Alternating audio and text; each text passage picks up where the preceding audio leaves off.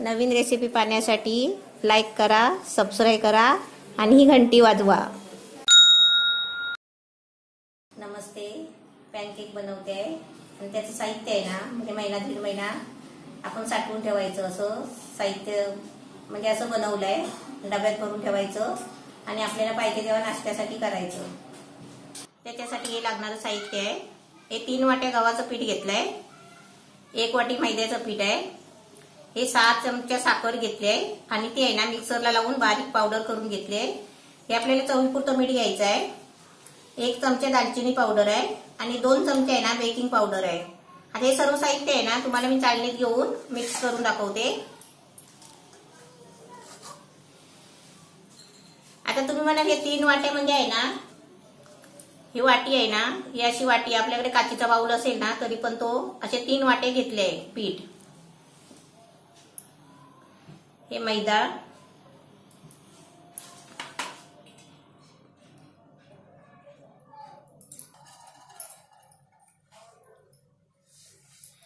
ह्याला आपण लागेल तसं चवीपुरतं घ्यायचं आहे।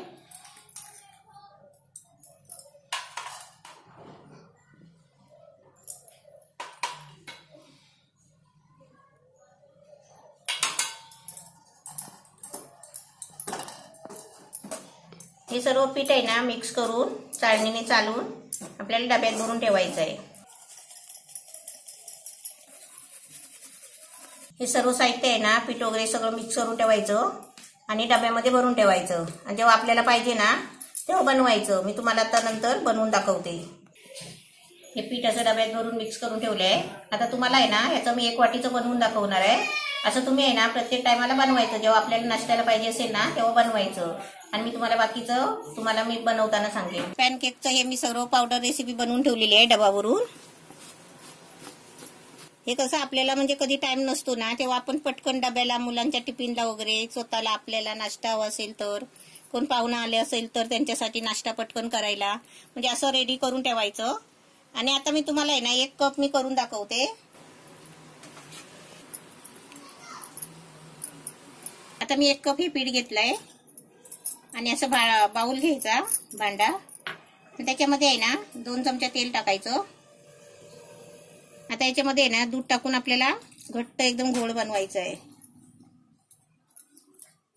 आता त्याच्यामध्ये आहे ना थोडं पाणी टाकते, म्हणजे अर्ध पाणी आणि अर्ध दूध ओतायचं।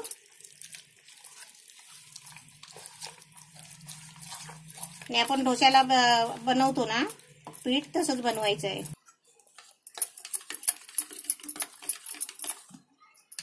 असं मस्त घट्ट करायचा। हे बघा ह्याच्यातून कसं थांबत नाही, लगेच गळतो। आणि दूध बघा मी अर्धी वाटी पाणी वापरलंय आणि अर्धा कप दूध वापरलंय। आता समजा तुमच्याकडे दूध कमी असेल ना तर दूध थोडा वापरायचा, 2-3 चमचा दूध वापरायचा आणि आपण पाणी वापरायचा। म्हणून तुम्हाला दोन्ही साहित्य दाखवलं, दूध पण दाखवलं आणि पाणी पण दाखवलं।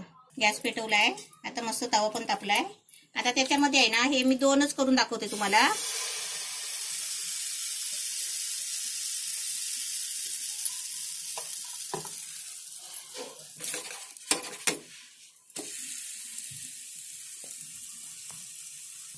असे पॅनकेक तुम्ही पण बनवा मस्तपैकी, अशी रेसिपी बनवून ठेवा डब्यामध्ये भरून आणि कधी पण तुम्हाला आपलं वेळ भेटेल ना तेव्हा तुम्ही करा। एकदम मस्त छान झाले।